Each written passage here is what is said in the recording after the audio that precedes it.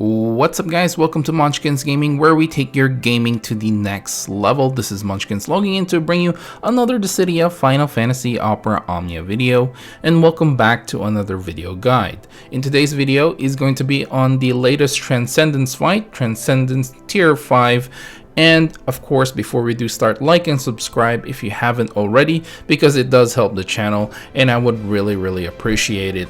And now without further ado, let's start this video.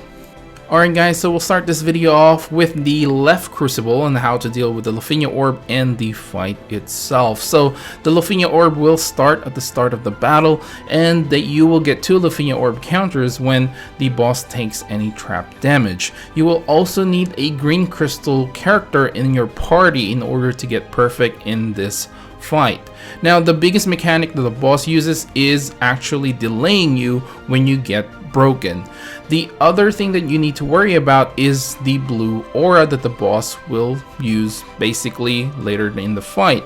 Now this is going to be followed up by a Brave plus HP attack, as well as removing your buff, so incoming big damage. The boss is also resistant to both the melee and physical range attacks, but they are going to be weak against magic based attacks. And so how are you going to be dealing with this fight? Well, first of all, do not get broken, because that is the mechanic that the boss tries to apply in this fight. If you get broken, you get delayed. If you get delayed, you get less turns. They do more turns and they will kill you. Now, breaking the boss also immediately when you see the blue aura will prevent you from taking that massive damage that I talked about. I didn't really have any issues with this particular Crucible because all the trap damage just basically made sure that they are broken. But otherwise, there's really nothing else for me to talk about regarding this fight. Okay guys, moving on to the right Crucible, which is the second one. Let's take a look at what the Lufenia Orb here is and how the fight works. First of all, the Lufenia Orb will appear when the boss's HP reaches less than 80%. You will get 1 Lufenia Orb counter when it takes elemental weakness damage, and +2 when the boss takes wind damage. You will need a yellow crystal character in your party in order to get a perfect in this fight. There are 2 types of buffs that the boss have. I just put them down to physical and magical. You can probably say one is offensive and one is defensive as well, depending on how you look at it, because when they do their physical buff, they get an increase in attack, and when they do the magical, they get an increase in their defense as well. They do magical attacks when obviously in their magical state, and physical attacks when they are on their physical state. Oh, and one other thing is that the boss is going to be immune to elemental resist down debuffs, which is kind of weird. So how are you going to deal with this fight? Well, this is a bit of a head scratcher of a fight, since the boss is resistant to elemental attacks, but you have to do elemental attacks in order to get more Lufenia Orbs. So it's kind of a weird one, but the biggest way to circumvent all this is actually just using Fujin as your call ability. As we all know, there's a very limited amount of characters that can use wind-based attacks. Bartz is one of them, and Sabin is the other. So if you can, or you should have Fujin anyway, regardless, she is probably the best way to deal with the Lufenia Orb. The bosses themselves aren't that hard. We've fought this boss so many times, and they don't really have anything to do with like a Brave plus HP attack as well. So, you know, they only do Brave attacks, which is kind of weird. I feel like the biggest fight itself is trying to make sure that the orb doesn't fall down to 0. Now, obviously, it's not a lot to just have 2 extra orb counters, so off-turn damage will actually increase the amount of Lufenia Orbs that you have. So that is the biggest thing here, making sure you have turn shenanigans or something along those lines. They are probably the best way to deal with this fight.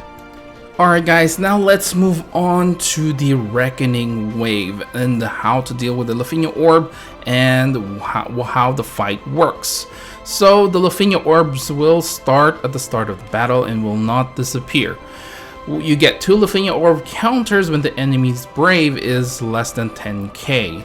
Now it is only the boss that actually has the Lufenia Orb, so you shouldn't be worried about the little mummies.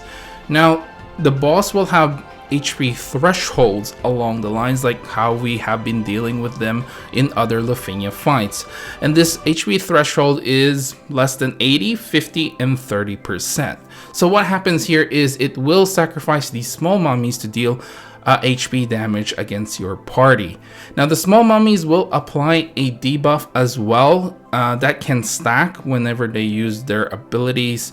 It does go up, and eventually I think when you get to 2 stacks you will be dealt with an HP poison damage alongside with, I think it starts off with a brave damage. So be careful with that. The boss himself can also increase the debuff, so another thing that you probably want to prevent. And when the boss's HP reaches less than 30% for the first time, as you know, I mentioned it earlier, it will use the small mummies to sacrifice themselves, and it will also follow it up with an AoE plus Brave AoE Brave plus AoE HP attack as well. So a lot of incoming HP damage when you hit less than 30%. And so how are you going to deal with this fight? First of all, the first mechanic, when the boss actually sacrificed the mummies, the small mummies, you will have to make sure that the small mummies HP are less than 50%. Because if you don't, if it's more than 50%, it will use a plus variant of its attack and it will kill you, no question. It will kill your character. So you have to make sure that the small mummies and HPs are below 50%. It will resummon the small mummies straight away as well when they die, so you will have to redo the entire process all over again. Now you can deal with it with, you know, splash damage, obviously, traps and stuff like that, if you don't really want to think about it. Using defensive calls will help you in this fight, like Warrior of Light's LD call, and of course freezing the enemies will prevent you from taking those HP damage. Now I would highly suggest to bring a tank or a healer to deal with the HP damage, because let me tell you, it does hurt quite a bit. Also, like I mentioned earlier, a character that can deal with the debuff, because yeah, HP poison, you're not gonna be happy with that, because obviously there is an HP requirement to get a perfect on this fight. So either to prevent it or to remove it, probably the best way to go. Alright guys, now let's talk about characters to bring. Let's start this off in the left Crucible. The characters that I would recommend, Ace, Celeste, Leon are probably the top 3 that I would pick. Trey is another one that you can probably bring along. X-Death, of course, a really good one as well. And other like green characters, you know, like Agrius, Reigns, yeah, those characters definitely will help. On the right Crucible, I've got Setzer, you got Bartz, you got Sabin, Fujin, you know, like your wind elements, because they are going to be the ones that you need. Sid Reigns is still pretty good in here, and of course Aphmau, you know, you can do some turn shenanigans there, making sure that if you do use Fujin as your call, that that character doesn't get too much turns. Obviously off-turn damage, like I said, Core is another character to bring. When it comes to the Reckoning, obviously I would recommend the one that I brought, which is Bartz, Reigns, and Aphmau. Gladio and Beatrix are pretty good characters to bring here as well, as Gladio can prevent all the debuffs basically, because he's basically going to block every attack, if you know what I mean. So basically he's a good character, and he can prevent debuffs on himself, so that is a good way to deal with that. And of course Beatrix as well can remove some debuffs, but yeah, there's obviously some limitations in the Reckoning stage depending on what characters you bring on the left and the right Crucible. Alright guys, now let's talk about Cole characters to bring. I didn't initially have this on my previous Transcendence guide because I didn't think it was needed, but there was someone who asked, you know, regarding Cole characters. So here we go guys. For Cole characters, I feel like it's almost exactly the same characters that you bring. There are obviously some caveats to that, and I would highly suggest, you know, if you are bringing a very offensive team, try to bring some defensive Cole characters, even if it's just one, it's just in case, right?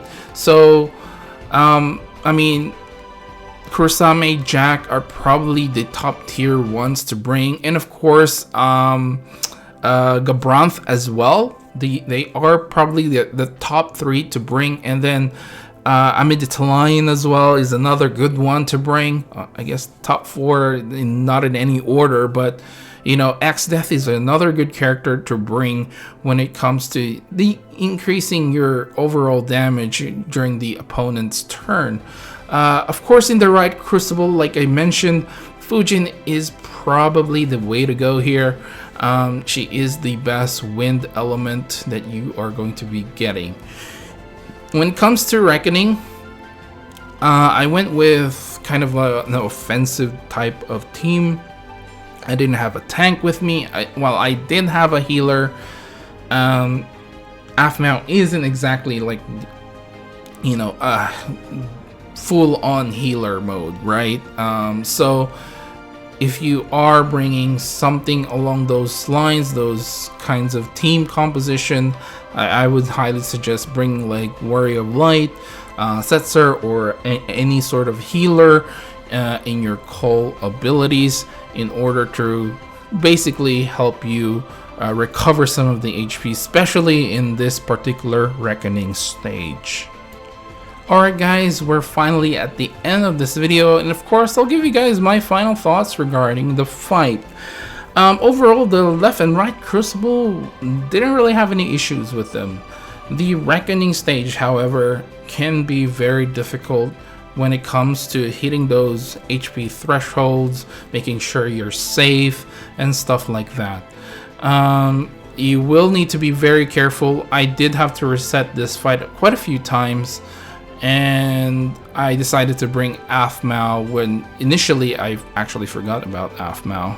So I brought Aphmau along just, you know, for the turn shenanigans between her and Sid Reigns. I think it's a very effective team, and of course Bartz is my burst effect machine there, increasing the My Brave overall. So, you know, it can be a pretty difficult fight. Also, I didn't mention this earlier in the video, but using your Cole characters during those HP threshold, I would warn you guys when you use them, because you might hit the HP threshold and, you know, you might take a hit on the HP damage on that Cole character, and unfortunately you can't heal those Cole characters.